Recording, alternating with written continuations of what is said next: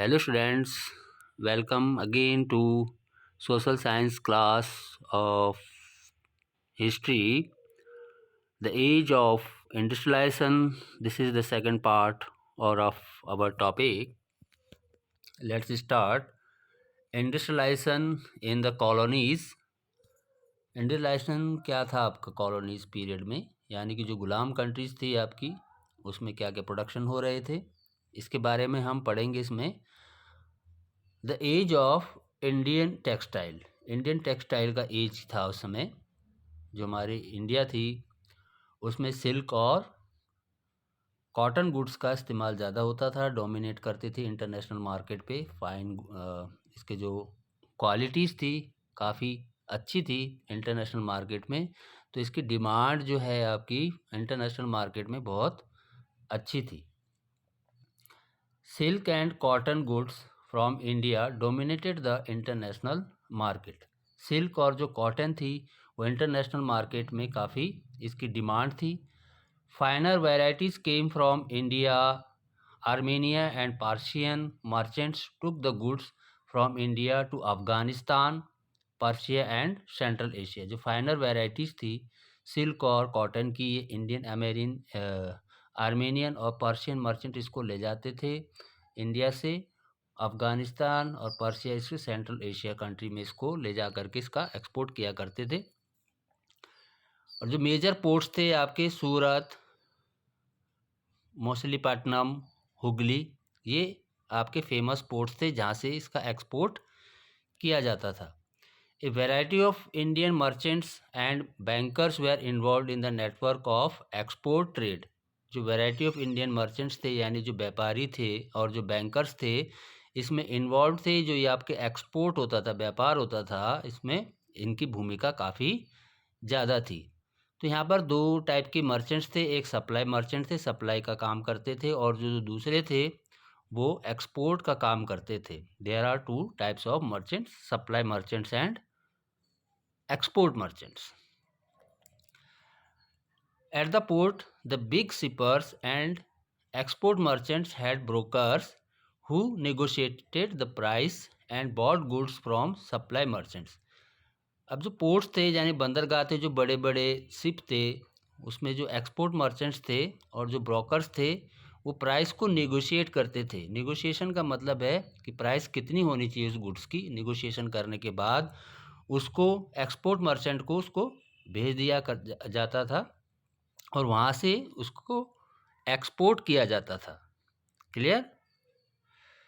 After the age of machine 1750s, by 1750s the trade network controlled by Indian merchants was breaking down। यानी 1950 तक जो trade network था, जो control था Indian merchants का, पूरा कंट्रोल था, उसको ब्रेक डाउन कर दिया गया। यानी इसमें किसकी मोनोपोली हो गई थी? जो आपके ईस्ट इंडिया कंपनी थी उसकी मोनोपोली हो गई थी बाद में, कि हम ही इसका ट्रेड करेंगे।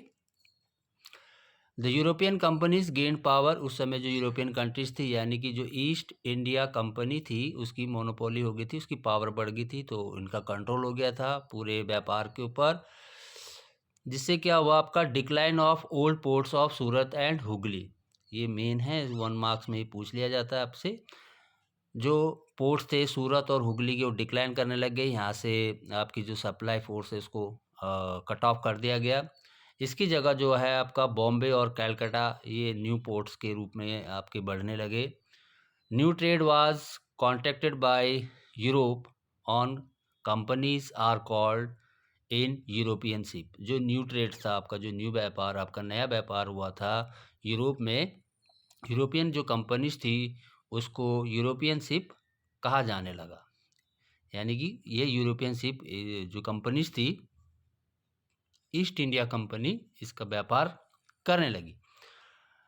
जिससे आप देख रहे हैं यहाँ पर no decline in textile export from India initially. यानी शुरुआत में जो टेक्सटाइल इंडस्ट्रीज थी उसका एक्सपोर्ट कम नहीं हुआ, घटा नहीं, क्योंकि जो इंडियन टेक्सटाइल की जो वैरायटीज़ थी, क्वालिटीज़ थी, काफ़ी अच्छी थी, जिसके कारण से इसका जो एक्सपोर्ट है वो कम नहीं हुआ। Indian textile were still in great demand, इसकी काफ़ी मांग थी विदेशों में आपकी 18th सेंचुरी में यूरोप में, जिसके कारण ये डिक्लाइन नहीं हुई। अब आता है आपका what happen to weavers, weaver के साथ क्या हुआ। जो बुनकर थे, जो हाथ से काम किया करते थे, east India company 1760s onwards established it's monopoly over Indian trade, यानी कि जो इंडियन ट्रेड के ऊपर जो ईस्ट इंडिया कंपनी का जो पूरा एकाधिकार था, पूरा हो गया था। ईस्ट इंडिया कंपनी जब आई थी तो पूरा एकाधिकार हो गया था कि सारा व्यापार हम ही करेंगे, और जो मिडिल मैन है वो उनका जो हस्तक्षेप है वो बिल्कुल ही समाप्त कर दिया गया था। द एग्जिस्टिंग ट्रेडर्स और ब्रोकर्स वेर एलिमिनेटेड, इसको हटा दिया गया, यानी कि इसको ट्रेडर्स और ब्रोकर्स को एलिमिनेट कर दिया गया। और डायरेक्ट कंट्रोल किसका हो गया था, किसके बीच में, वीवर्स वाज इस्टेब्लिश, वीवर्स और जो कंपनीज थी डायरेक्ट उनके बीच में कॉन्टैक्ट हो गया था। There is no middle man और ट्रेडर्स एंड ब्रोकर्स, कोई ट्रेडर्स और ब्रोकर्स नहीं थे। डायरेक्ट कॉन्टैक्ट वीवर्स और किसके बीच में हो गया था, कंपनी के बीच में। Weavers were prevented from dealing with other buyers, जो वीवर्स थे वो दूसरे बायर के साथ कोई डीलिंग नहीं कर सकते थे।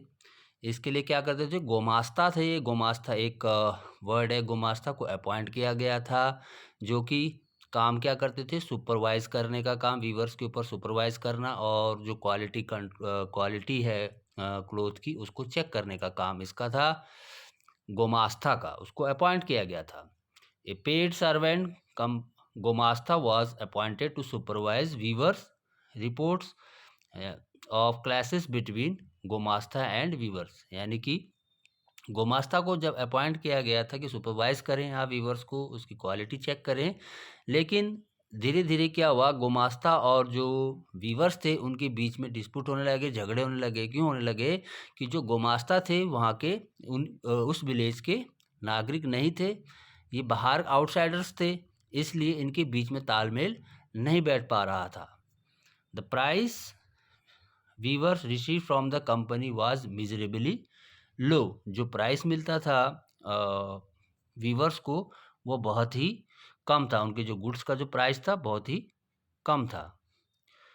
गोमास्ता वर्ड यहाँ पे लिखा हुआ है, they were the paid servant वो were appointed by East India Company, East India Company के द्वारा इनको अपॉइंट किया जाता था। क्यों किया जाता था, टू सुपरवाइज वीवर्स को सुपरवाइज करना, साथ ही collect supplies and examine the quality of cloth, supply करने का भी इनका काम था, और क्वालिटी ऑफ जो क्लोथ थे उसको भी जांच करने का काम गुमास्ता का था। फिर आता आपका Manchester comes to India, Manchester यानी जो विदेशी कंपनी है उनका भारत में आगमन।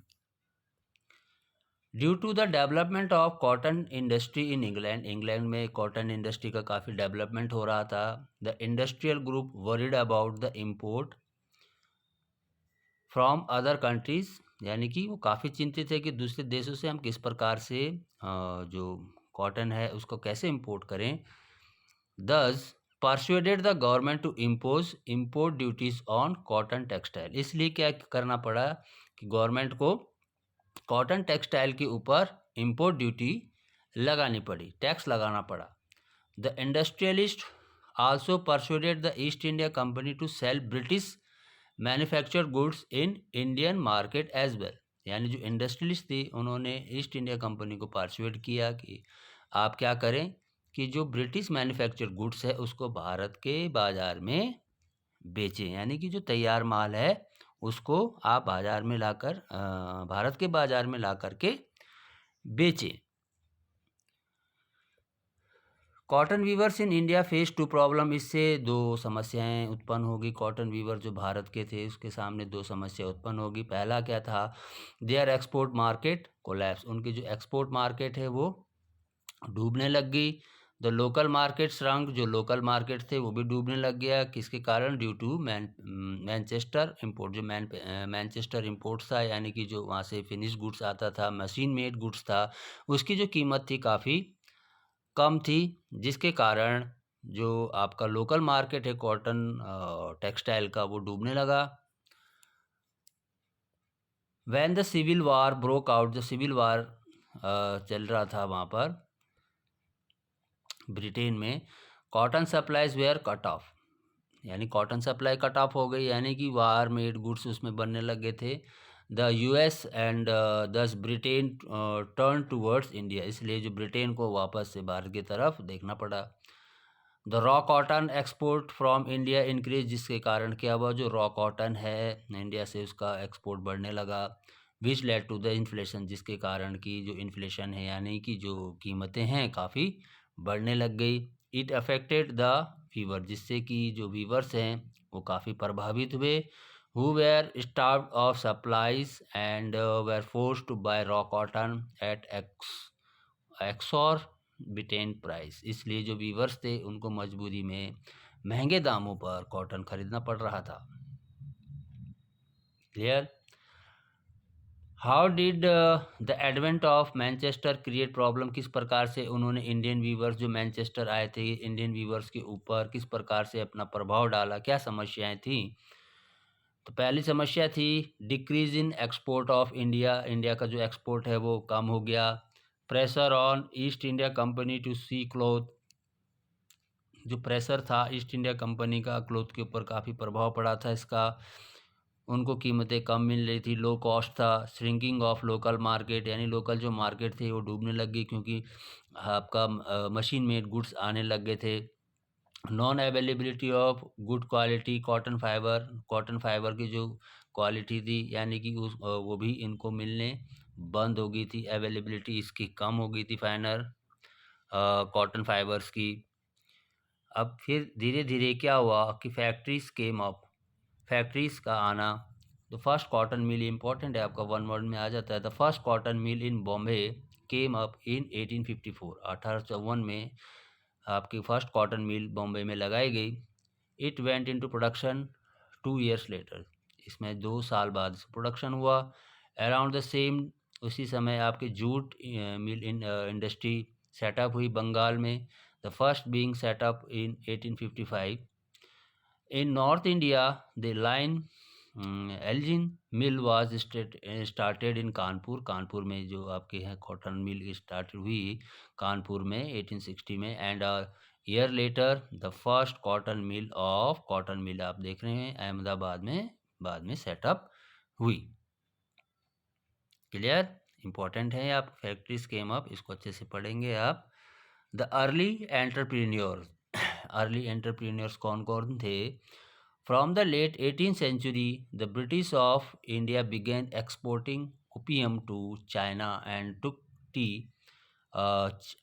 फ्रॉम चाइना टू इंग्लैंड, जो चाय होती थी, चाय मालूम है आपको, टी, वो आपका एक्सपोर्ट होने लगा चाइना से इंग्लैंड में।